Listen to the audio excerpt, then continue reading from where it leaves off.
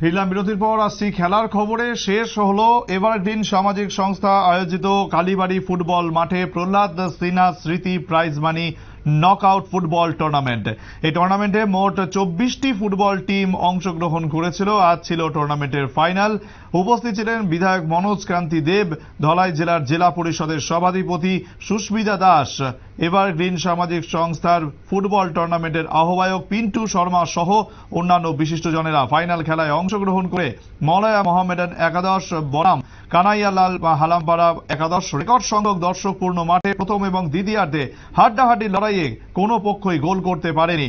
গোলের সুযোগ নষ্ট করে উভয় পক্ষই। শেষ পর্যন্ত টাই ব্রেকারে কানাইলাল হালামপাড়া 5-4 গোলে মলয়া মোহামেডান একাদশকে হারিয়ে চ্যাম্পিয়ন হয়। কালীবাড়ি ফুটবল মাঠে সংক্ষিপ্ত অনুষ্ঠানের মধ্যে কানাইলাল হালামপাড়া হাতে চ্যাম্পিয়ন্স ট্রফি এবং নগদ 30,000 টাকা তুলে দেন বিধায়ক মনোজ কান্তি দেব।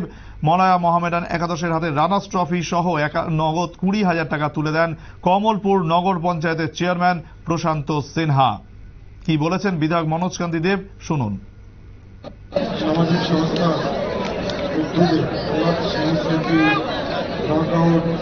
ফুটবল টুর্নামেন্ট আজকে সমাপ্তি হয়েছে। তো আমরা দেখতে পাচ্ছেন যে প্রচুর সংখ্যক দর্শকের উপস্থিতি এসে খেলা সম্পন্ন হয়েছে। হাজার হাজার দর্শক সেখানে সামিল হয়েছে। তো এটা একটা ঐতিহাসিক বলবো যে কমলপুরের মানুষ খেলাপ্রিয় মানুষ, কমলপুর মানুষ ফুটবল প্রিয় মানুষ, কমলপুর মানুষ খেলাকে ভালোবাসে।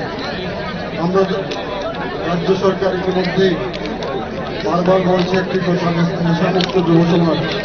সবাইকে আমরা খেলার মাঠে আহ্বান জানাচ্ছি, সবাই খেলুক, সবাই ফুটবল খেলুক, ক্রিকেট খেলুক, ভলিবল খেলুক, যে কোনো খেলা হোক সেই খেলাতে সবাই অংশগ্রহণ করুক।